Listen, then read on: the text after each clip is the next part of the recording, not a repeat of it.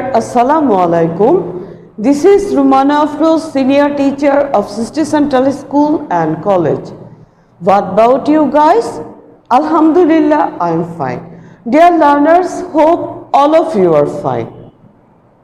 As you can see on the board, today we will learn some special rules of tag question. I think all of you are ready. Thank you. Dear learner, before going to today's lesson, I want to ask you some questions from previous lesson. Think all of you are ready. What's the meaning of tag question? Good, very good. Right answer. Tag question মানে জুড়ে দেয়া প্রশ্ন। অর্থাৎ তোমাকে অ্যান্সারটি complete করতে গেলে একটি প্রশ্নকে অ্যাড করে দিতে হয়। তুমি কি তোমার নিজের ইচ্ছে মতো অ্যাড করতে পারবে?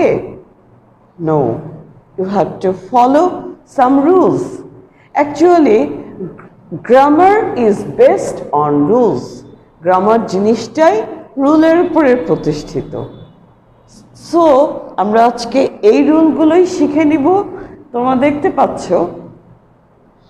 আরেকটি প্রশ্ন তোমাদের কাছে, tag question এ কয়টি অংশ থাকে? How many parts are there in a tag question?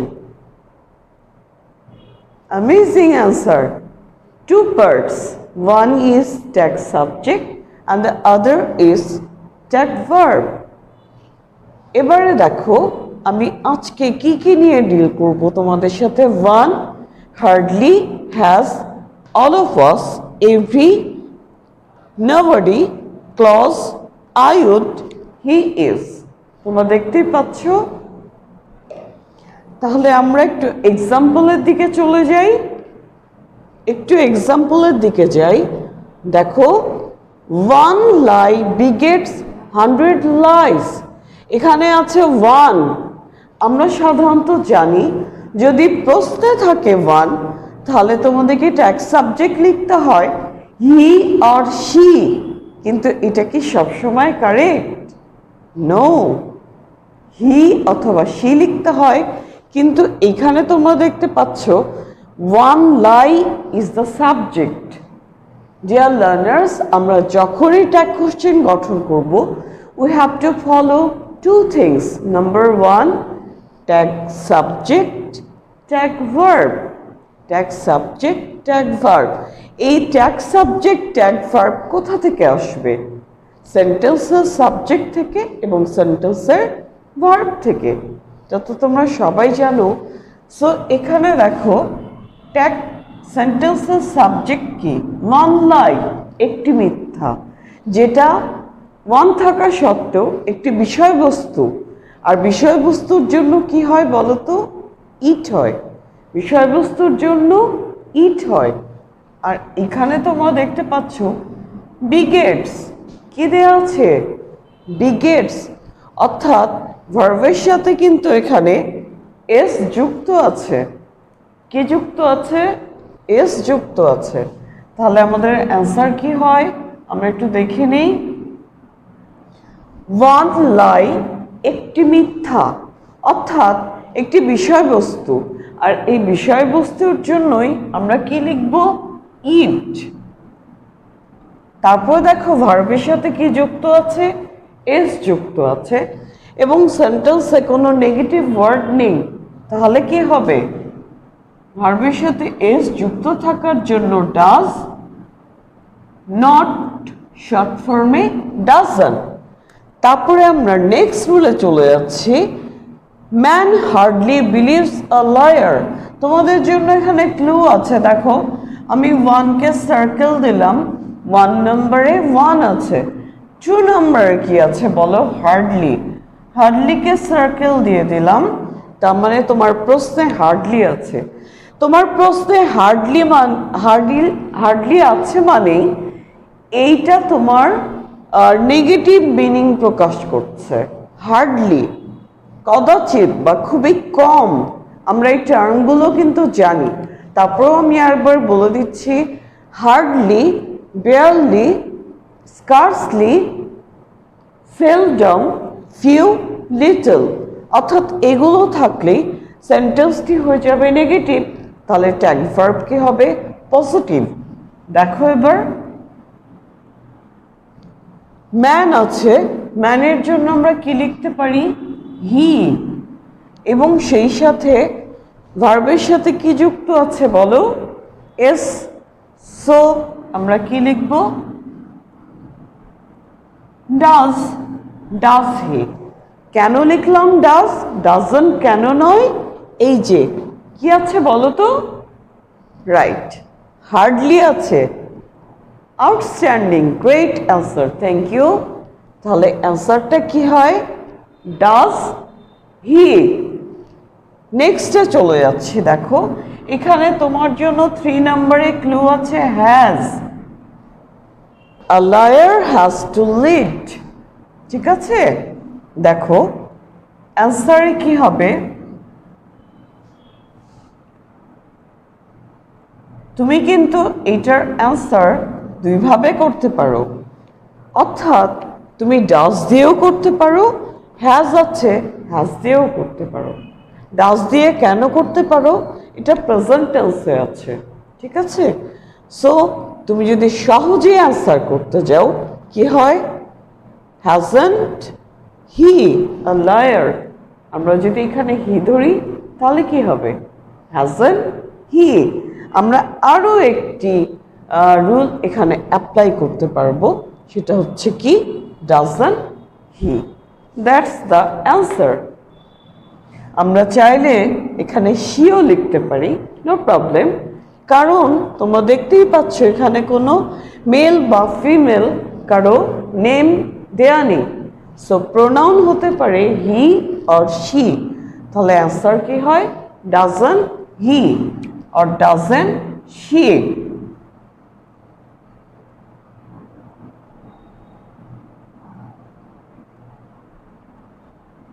Doesn't he or doesn't she? That's correct. এরপরে দেখো all of us, তোমরা এখানে দেখতে পাচ্ছ কি আছে? all of us. all of us নিয়ে আমি কথা বলছি এবং এটাকে আমি সার্কেল করে দিলাম পুরোটাকে।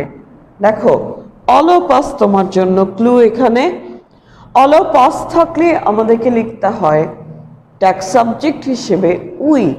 এখানে যদি all of you থাকতো তাহলে হতো ইউ, অল অফ দেম থাকতো তাহলে হতো দে। এইভাবে অ্যান্সার করতে হয়। সো এখানে অ্যান্সার কি হবে বলো তো? All of us. তোমরা দেখতে পাচ্ছ অল অফ আসের জন্য আমাদেরকে লিখতে হচ্ছে উই এবং ভার্বটি প্রেজেন্ট ফর্মে আছে। কি হবে? ডু। সেন্টেন্সটি positive, tag verb negative, don't we. Very simple and easy.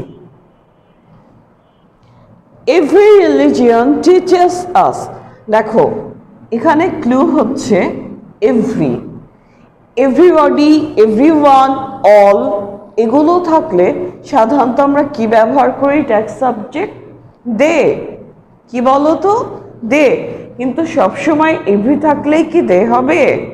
No, you have to identify the subject. Every religion অর্থাৎ প্রত্যেকটি ধর্ম। এখানে কিন্তু এভরি থাকা সত্ত্বেও বিষয়বস্তু চলে আসলো, তাহলে কি হবে? বিষয়বস্তুর জন্য একটি বিষয় হলে ইট, অনেকগুলো বিষয় হয়ে গেলে কি হবে? দে।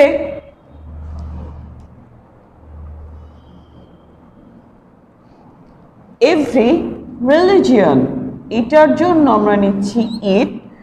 ভার্বের সাথে তোমরা দেখতে পাচ্ছ এস আছে, তাহলে আমরা নিয়ে নিলাম ডাজ এবং সেই সাথে সেন্টেন্সটি positive, that means tag verb will be negative.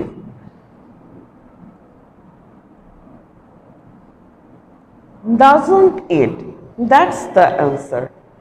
Very easy and simple, isn't it, dear learners? Okay, thank you.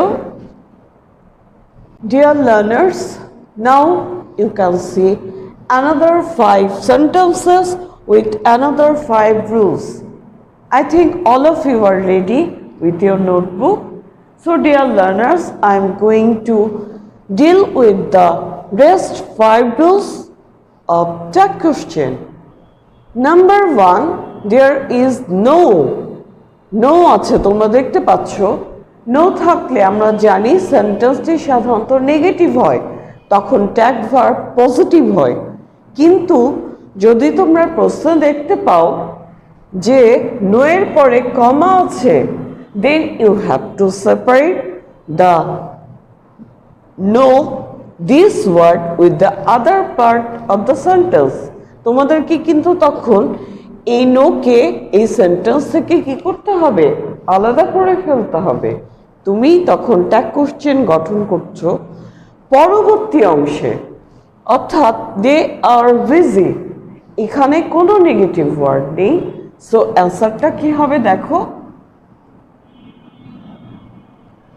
They R, very simple, দে আর, অর্থাৎ দে নিলাম আর আর এর সাথে কি হবে নট, শর্ট ফর্মে কি হচ্ছে দেখো তো আরন্ট।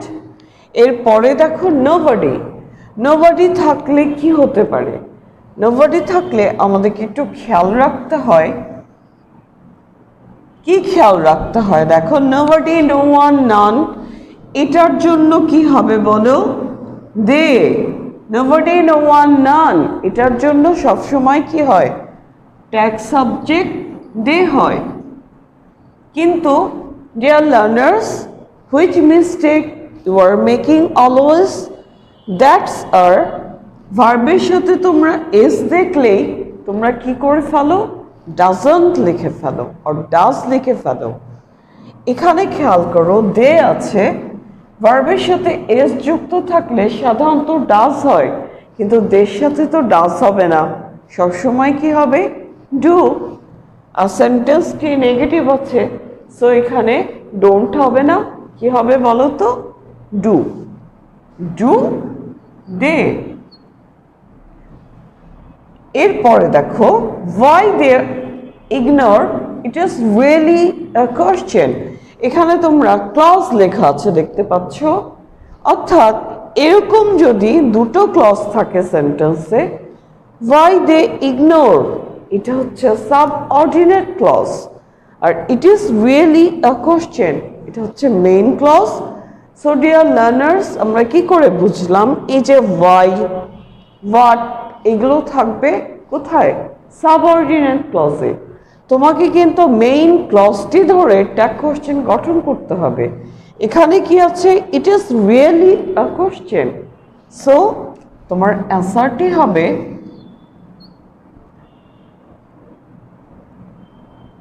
isn't it। এরপরে দেখো কি আছে, আই অ্যাপোস্ট্রফি ডি। এই অ্যাপোস্ট্রফি ডি উড হতে পারে, হ্যাড হতে পারে, কি করে বুঝবো, অর্থাৎ এটা তো কন্ট্রাক্টেড ফর্মে আছে, শর্ট ফর্মে আছে। তাহলে দেখো এখানে যদি এখানে থাকতো হেল্পড V3, তাহলে আমরা বুঝে যেতাম এখানে আছে হ্যাড, আর এখানে আছে V1, তাহলে আমাদেরকে বুঝেই নিতে হবে উড আর কুড আছে এখানে। Very simple. অ্যান্সারটা কি হবে বলো তো, অ্যান্সারটি হবে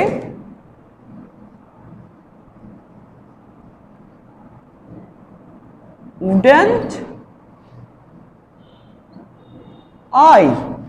এরপরে দেখো his কন্ট্রাক্টেড ফর্মে আছে, অ্যাপোস্ট্রফি এস, তাহলে আমরা দেখতে পাচ্ছি এখানে কিন্তু হ্যাজ ধরতে পারি, আমরা ইজ ধরতে পারি।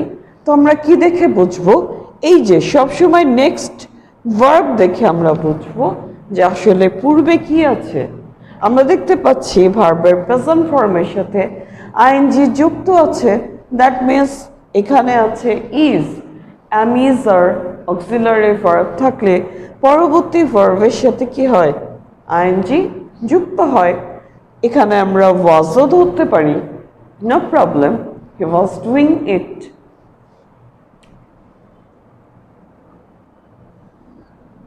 তাহলে অ্যান্সার লিখে ফেলছি isn't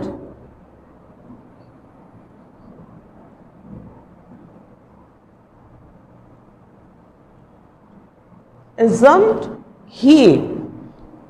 Dear learners, very easy and simple lesson, I think. Have you any problem? No. Okay, dear learners, I'm giving now SW.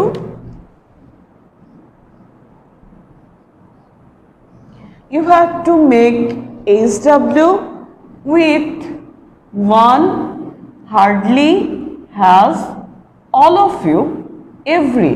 তোমাদেরকে আমি 5 sentences দিচ্ছি কিসের জন্য for SW. First 5 rules, first 5 sentences. তাহলে তোমরা বুঝেই যাচ্ছ প্রথম 5টা রুল দিয়ে 5টি সেন্টেন্স and tag questions.